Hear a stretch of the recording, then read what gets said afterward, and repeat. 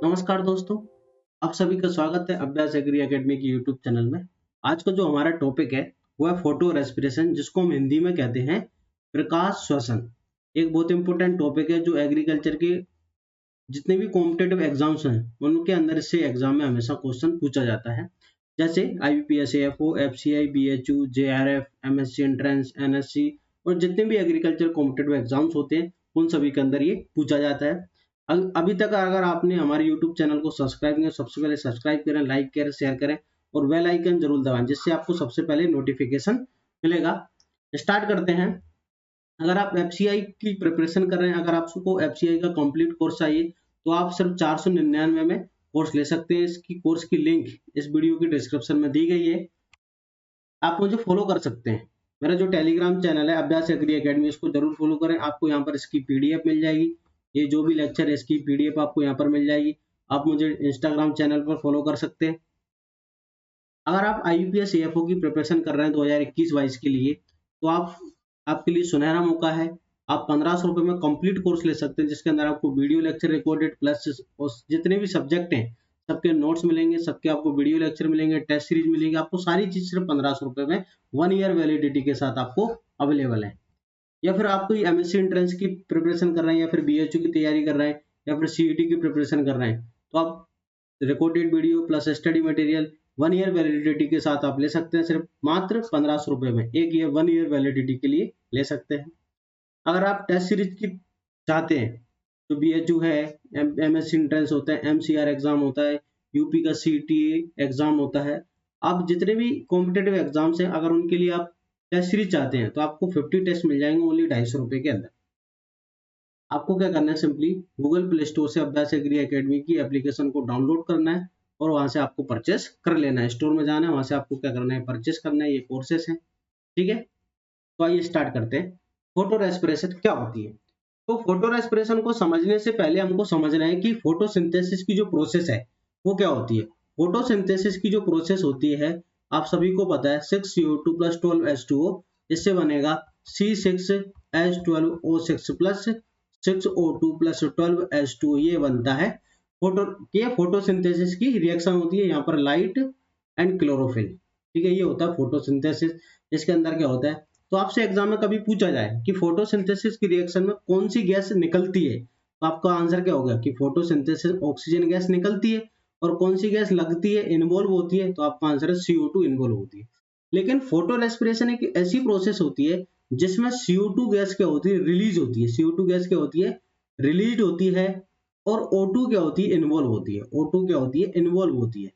जैसे हम बात करते हैं रेस्पिरेशन में, रेस्पिरेशन में आपसे कभी पूछा जाए कि रेस्पिरेशन में कोई ऑर्गेनिज्म कौन सी गैस लेता है। जैसे हम श्वसन में, रेस्पिरेशन में कौन सी गैस लेते हैं, हम लेते हैं ऑक्सीजन। कौन सी गैस छोड़ते हैं, CO2।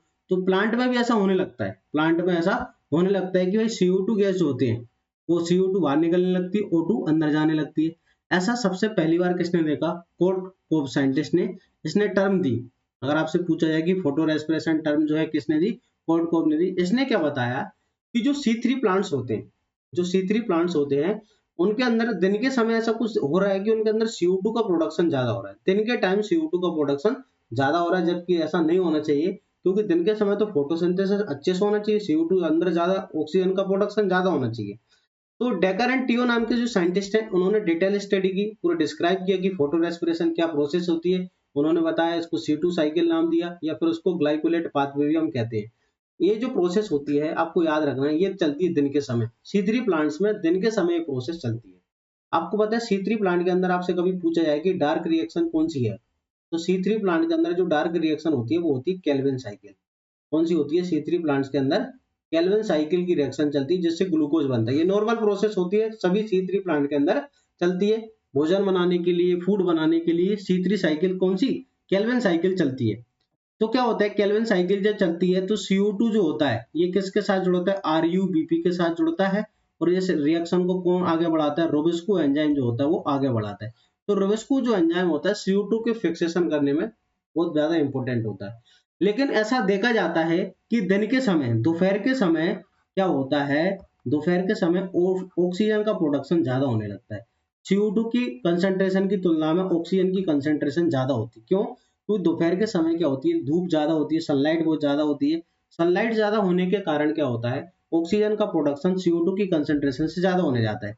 तो जब ऑक्सीजन की कंसेंट्रेशन CO2 की कंसेंट्रेशन से ज्यादा हो जाती है, तो जो रोबेस्को एंजाइम होता है, मेन इंपोर्टेंट कौन सा एंजाइम, रोबेस्को एंजाइम जो होता है वो CO2 को छोड़ देता है, किससे जुड़ जाता है, ऑक्सीजन से जुड़ जाता है। रोबेस्को एंजाइम किसके साथ जुड़ जाता है, ऑक्सीजन के साथ जुड़ जाता है, और क्या होने लगता है, ऑक्सीजनेज होने लगता है। Rubisco act as oxygenase at higher concentration of O2 and low CO2 concentration. तो C3 प्लांट के अंदर क्या होने लगती है, फोटो रेस्पिरेशन की जो प्रोसेस है वो स्टार्ट होने लगती है। ऐसा कब होता है, जब ऑक्सीजन की कंसेंट्रेशन ज्यादा हो जाती है, जब CO2 की कंसेंट्रेशन कम होती है। ये जो रोबेस्को एंजाइम होता है ये कैसा होता है, जैसे हम समझ सकते हैं बिन पेंदे का लोटा होता है, उसकी तरह होता है। ये जो भी जिसकी कंसेंट्रेशन ज्यादा होती है, चाहे O2 हो चाहे CO2, जिसकी कंसेंट्रेशन ज्यादा है ये उसके साथ जुड़ेगा। इसका कहना होता है कि मैं उसके साथ जुड़ूंगा जिसकी कंसेंट्रेशन ज्यादा होगी। तो दोपहर के समय O2 क्या होती है, ज्यादा हो जाती है, तो ऑक्सीजन के साथ जुड़ जाते हैं, CO2 बाहर निकलने लगती है, O2 अंदर जाने लगती है। तो लाइट की प्रेजेंस में रेस्पिरेशन की प्रोसेस होने लगती है। लाइट की प्रेजेंस में, ठीक है, प्रकाश की उपस्थिति में श्वसन वाली जो रिएक्शन है, ठीक है, रेस्पिरेशन वाली प्रोसेस चलने लगती है, इसलिए इसका नाम होता है फोटो रेस्पिरेशन। अब हम इसे C2 साइकिल या ग्लाइकोलेट पाथवे क्यों कहते हैं, क्योंकि इस साइकिल का जो पहला स्टेबल प्रोडक्ट होता है, इस साइकिल का जो पहला स्टेबल प्रोडक्ट होता है वो होता है फॉस्फोग्लाइकोलेट। क्या होता है, फॉस्फोग्लाइकोलेट होता है। ये 2 कार्बन वाला होता है, ठीक है। इसका जो पहला स्टेबल कंपोनेंट होता है फॉस्फोग्लाइकोलेट होता है। फॉस्फोग्लाइकोलेट जो होता है वो 2 कार्बन वाला होता है, इसलिए इसको क्या बोलते हैं, C2 साइकिल या फिर ग्लाइकोलेट पाथवे कहते हैं।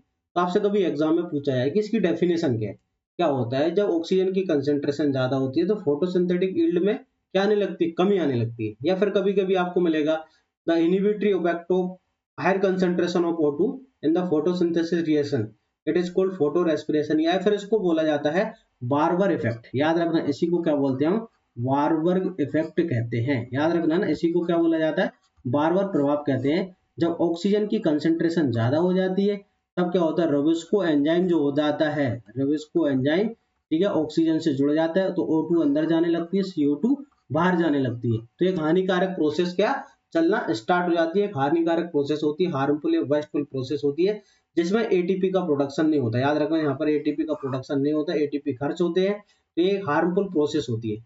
अब ये हार्मफुल प्रोसेस क्या सभी प्लांट में चलती है, नहीं, ये हार्मफुल प्रोसेस C3 प्लांट के अंदर ही चलती है, या फिर आप कहो केल्विन साइकिल के साथ जुड़ी होती है ना, केल्विन साइकिल के साथ या C3 प्लांट के साथ जुड़ी हुई एक हार्मफुल प्रोसेस होती है।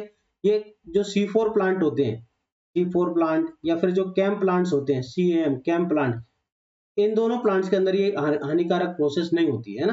कारण क्या होता है, देखो C4 प्लांट में तो क्या होती है, एनाटोमी होती है, क्रांच एनाटोमी, इसके कारण नहीं होता ना, क्रांच एनाटोमी होती है, उसके कारण ये नहीं होता।